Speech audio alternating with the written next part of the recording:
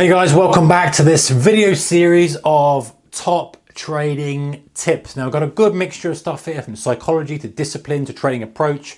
This is really a little video series for those of you who are pretty serious about your trading. If you're a swing trader, if you're a day trader, doesn't matter. They apply to most. Some apply just to swings, some apply just to day trading, but they all apply to you if you're serious about your trading and serious about improving your trading. And by the way, if you like this kind of stuff, give me a thumbs up anywhere through the video. You think it's good, hit that button. Would appreciate that because it tells me what you like, what you don't like, and we can kind of produce the content that works for everybody. And the ultimate goal here, guys, is for everyone to make more money out of trading, right? That's what we want to do. We want to make more money out of trading. However we do that, take some of these tips, discard some of these tips, whatever. You can take one or two nuggets that can improve your trading. It's a job well done. Right. By the way, check out the previous videos. We were on I'm not sure what number video we're on here. We're just plowing through these. We're hammering out the tips. Tips from me, tips from other traders, compiled them all together. Some great stuff in here. So the next one I've got it's kind of similar, so I'm not going to write this on the board from the previous video. If you haven't seen the previous video, check it out. Trader's lifestyle. Try and turn the screens off at the same time each day, guys. Try and get a routine. You know, if you're trading, for me, I was trading very actively, day trading the Dow, so 9 o'clock close. You know, you've got to turn your screens off at 10 o'clock or whatever it may be. No prolonging it, sometimes until midnight and this and that, or if you're trading the UK session, you know, 4:30, maybe do a little bit of downtime and journaling and stuff for an hour, but just knock those screens off and then don't turn them back on. So if you are trading the UK session, day trading, or even your swing trading, position trading, when the time comes to turn the screens off, turn them off. Plan when you're going to turn them on again. If you want to research, let's say you're trading the UK, but you want to check the US session, that makes sense. But then say, okay, well, I'm going to check the US session at kind of 9 o'clock, just before, you know, I whatever I do in the evening, I'm going to bed early or having a meal or whatever it may be. But the point is structure it and do the same each day. Okay, this is the second one. Again, this is this is kind of compiled from my talking to others about trading and you know, just general what I think is the right way to do this. Avoid telling your partner about daily P&L swings. Now, unless your partner, wife, girlfriend, husband, boyfriend, whatever it may be, they may be, should I say, is into trading, understands it, the danger you have is that you will say to them, okay, oh, you know what, I had a good day today, I made 10 grand, or I made a grand, or I made 100, whatever your area is, it doesn't matter, the monetary value doesn't matter. The point is, you may say, I've had a good day today, and they'll say, great, I'm really pleased about that, but they kind of will assume that's going to happen all the time, or they won't, you know, are you going to tell them then the next day that you've had is a bad day?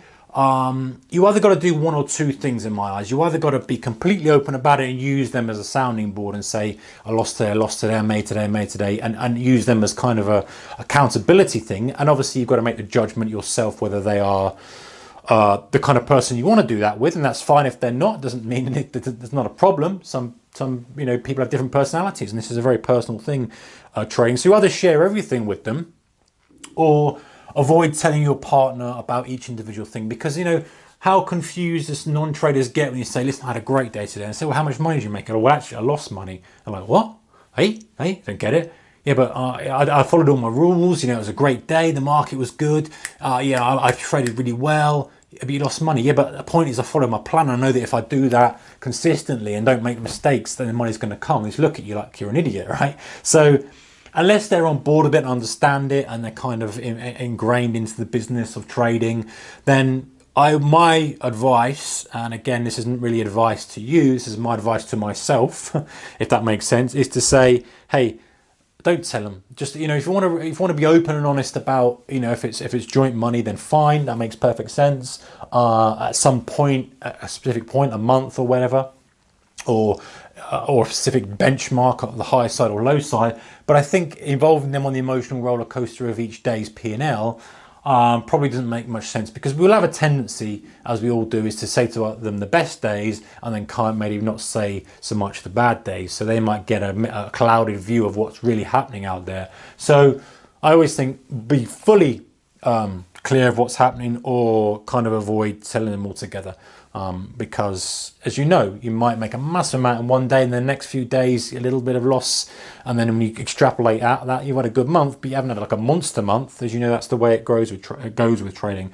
And I said grows instead of goes because the next one I've got on this is grow your trading size slowly. Okay, don't make huge leaps in position size. Oh man, this is something that I really had a struggle with as a trader going through my career. Trading small. And I always try to make a massive jump. It would always go wrong, and I'd take a step back. At the end of the day, you got to be patient. Have you had with all ton of trading guys? You trade small, you get consistency, you make a little increment. You don't double it. You don't go double and double. You go a little increment. If you're trading, whatever risk is, just put a little bit more risk on, and then a little bit more as the improvement comes, and you'll probably plateau for a bit. So a little bit more, until you're to a point. Then settle down, get a flow for it, get some money in the bank, get some history, make that your new kind of benchmark. Put a support under it for a trading terminology, and say, right, that's my new kind of position.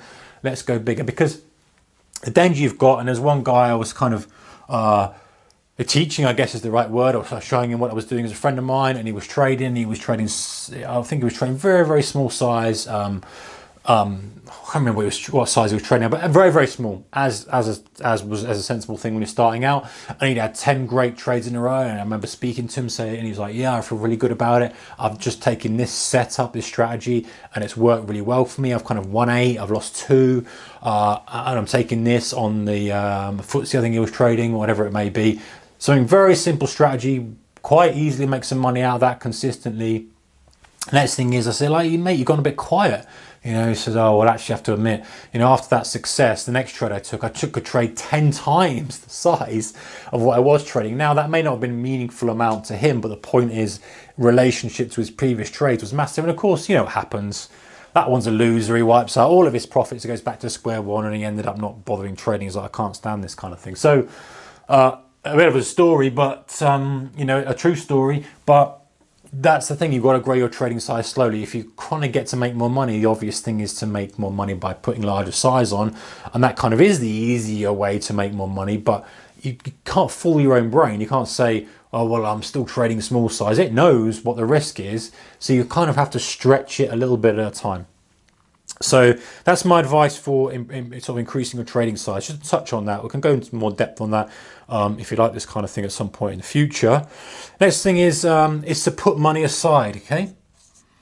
Now, what I mean by that is, listen, as traders, and you may not be at this stage yet in your trading career. Maybe you are. I don't know. We've got a mixture of people who are viewing this channel, but if you have a great month, don't start splashing out. Don't start going out and buying a nice watch and this and that car, or whatever. Tuck it away, because the first time you have that in trading, and I don't know the experience level of you personally, obviously, but this is a broad thing, is that you know that you're going to have a period where things aren't going so well. So you kind of need to have that money tucked away so that you feel as if you've got some cushion for bad months. So that at least at the end of the year you're making money. Because the danger is you have a great month, you think, wow, it's an amazing month, I've made, whatever it may be, 50 grand or whatever, 5 grand, whatever it is to you that's an amazing month. And then you go out and you do this, you do that, the other. The trouble is the next month may well be nothing. It may even be a down month.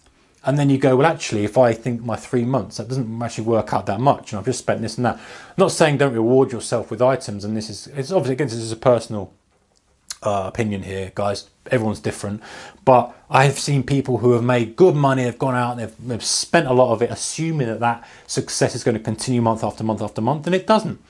It's just trading, ebbs and flows. You push the throttle down, you push hard when things are working, when you're an experienced guy, you push and you make a lot of money when you can, and then when things aren't so good, you step off the throttle. So, kind of having that extra surplus, and also having the surplus to go in a little bit more aggressively when things are kind of matching up for you, is the better thing to do, I think. So putting money aside, and don't splash out and go crazy.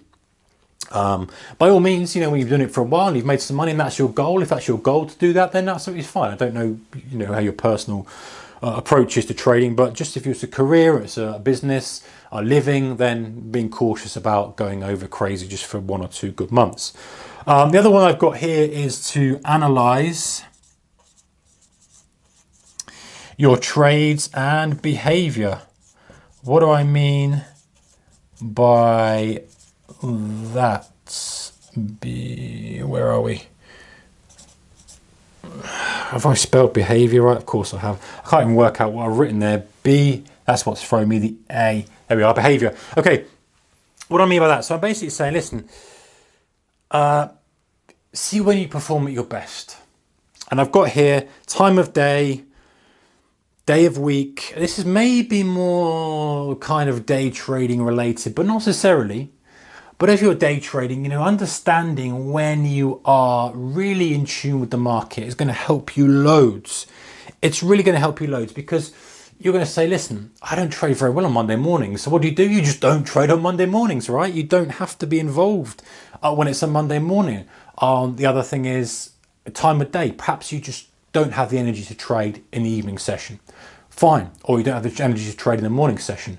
Fine. Whatever it may be. But then kind of keeping track of this behavior, analyzing the trades and your behavior, and then making improvements based on what you've seen there. That's how you'll make good leaps and bounds forward in your trading, is from analyzing your existing trading, your existing strategy, your existing approach, and then saying, you know what, I just can't trade it on Fed days. I'm just not very good at it. Or if you're swing trading, you say, listen, I'm just not very good at trading technology stocks. I'm better off on the slow, steady, whatever it may be. It doesn't matter. The point is, it's analyzing it, look at your behavior, look at the way you trade, look at your results, and then improve from there. I mean, this is a big topic, guys. I appreciate that. But just touching on some of the tips here now. And the final thing is, I'm not going to write it down because I'm kind of running out of room, but don't be afraid to seek help and support. There's so much support out there and help out there. There's free resources, there's paid resources. Be careful, obviously, about who you approach and why you approach them and what information you're getting. There are some dubious stuff out there, as with every industry, but you know, being afraid to have support from other traders, other networks, you know, channels, or whatever it may be. But you know, getting that support.